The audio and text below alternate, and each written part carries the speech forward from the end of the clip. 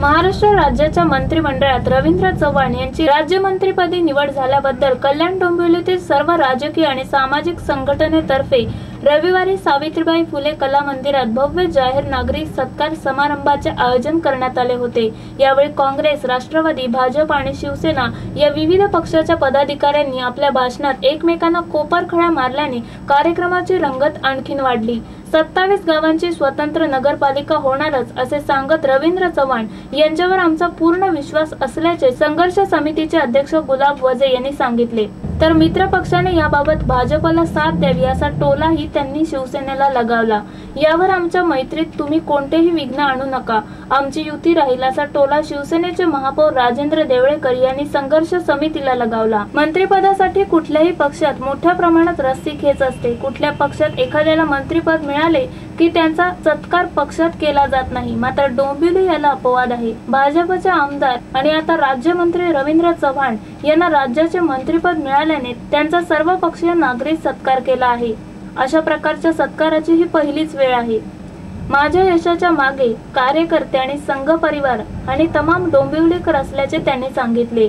या सत्कार सोहळ्याच्या अध्यक्षस्थानी माजी मंत्री जगन्नाथ पाटील यांसह खासदार डॉक्टर श्रीकांत शिंदे, उपमहापौर विक्रम तरे, आमदार गणपत गायकवाड, आमदार नरेंद्र पवार, आरपीआयचे प्रल्हाद जाधव, सभागृह नेते राजेश मोरे, परिवहन समितीचे सभापती भाऊसाहेब चौधरी, स्थायी समितीचे सभापती संदीप गायकर, काँग्रेसचे गंगाराम शेलार आदी मान्यवर उपस्थित होते।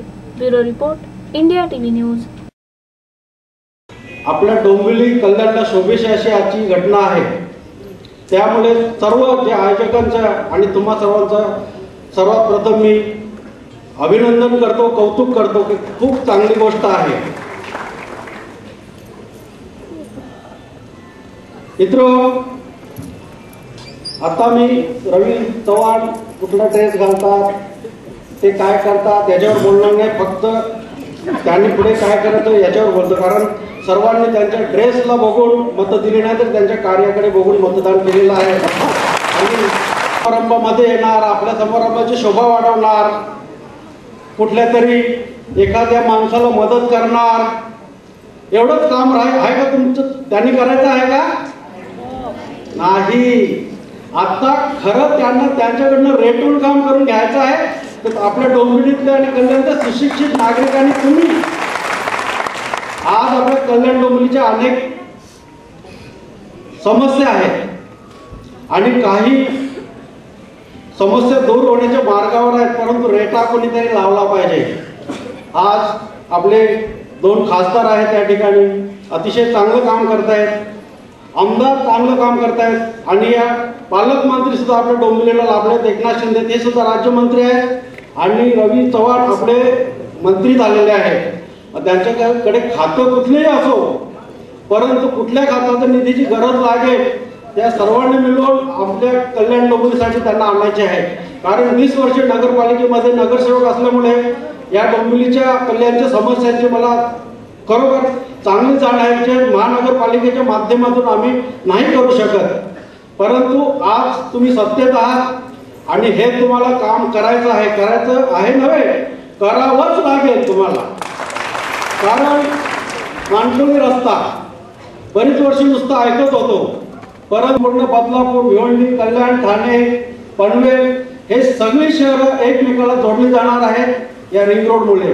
परंतु कल्याण डोंबिवली महानगरपालिका स्वतःच्या उत्पन्नातून हे नाही करू शकत। दुसरी गोष्ट, रेल्वेला समांतर रस्ता आता ठाकूरली तर ती जर डेव्हलपमेंट करताना 3000 मीटर किंवा 4000 मीटर अशा प्रकारची आहे। मी थोडं 2 शब्द बोलणार आहे बरं का, मला माफ करा।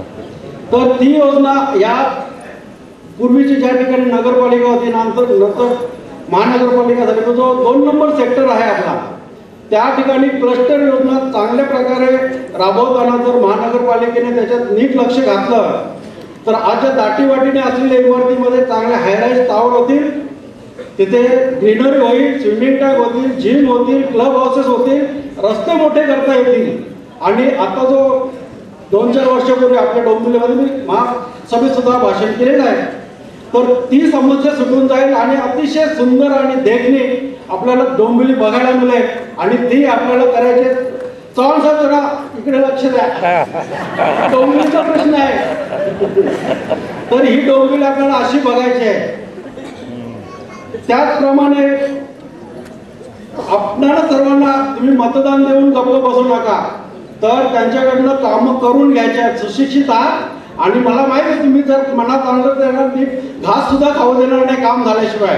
परंतु असं सांगू नका आमच्या घराचा नाला तुंबले, त्या कामासाठी त्यांना वापरायचं नाही. त्यासाठी नगरसेवक वगैरे आहेत, आम्ही आहोत, महापौर सुद्धा आहेत. तर त्यांना मोठे कामासाठी पाठवा आणि ज्या डोंबिवलीचा कायापालट करायचा असेल, कारण काम करून घेणे हे आपलं काम आहे. राजकारण राहिलं बाजूला. आता मंदार हलबे यांनी सुद्धा गटनेते मनसेचे खूप चांगलं भाषण केलं, परंतु मंदार हलबे सर्वपक्षीय या ठिकाणी गमतीचा भाग आहे. तुम्ही खड्ड्यांचं प्रदर्शन भरवलं होतं मनसेने, परंतु मी खात्रीपूर्वक शाबासकी देईन मंदार हलबेला का संपूर्ण डोंबिवलीमध्ये सर्वात जास्त कॉन्क्रीटचे रस्ते मंदार हलबेच्या वाढत झालेले आहेत. अशी कामं सर्वांची झाली पाहिजे. चांगल्या कामांची वाहवा करायला शिका असं मला सांगायचं. कारण पाठीवर थाप मारली तर नक्की कार्यकर्ता किंवा लोकप्रतिनिधीचं काम चांगलं करतो, तशी आपण थाप मोठ्या लोकप्रतिनिधीच्या पाठीवर मारायचे. आमच्या पाठीवर मारून मारून थकला, ठीक आहे. आता रस्त्यांचं झालं, निधी कसं आणायचं, कारण मी मगाशी सुद्धा सांगितलं आमची कल्याण डोंबिवली दुबळी आहे आणि पसारा मोठा आहे. बघा, उल्हासनगरपालिकेची महानगरपालिका आणि कल्याण डोंबिवली महानगरपालिका उत्पन्न दोघांचं सारखंच आहे, परंतु उल्हासनगर महानगरपालिकेचे कामगार 3000 आहेत आणि आपले कामगार 8000 आहेत आणि 5 पटीने क्षेत्र आपलं मोठं आहे. तरी सुद्धा एवढ्याच्या याच्यामध्ये आम्ही आज चांगली कामं करतो. आज या वर्षी अतिशय चांगला पाऊस पडल्यामुळे एकीकडे खुशी आहे आपल्याकडे आणि महाडला झालेली दुर्घटना त्याच्यामुळे आपण दुःखी सुद्धा आहोत. परंतु मी एक आणला होता, गुच्छ देत नाही ते स्वीकारत नाहीत, परंतु शो थोडासा करावा असं मला वाटतं. कारण मित्र पक्षाला बरोबर घेऊन चालावं असं म्हटलेलं होतं, परंतु मी सुद्धा जर काही असो परंतु युतीमध्ये राहावं अशी माझी भावना होती आणि आता सुद्धा तीच आहे.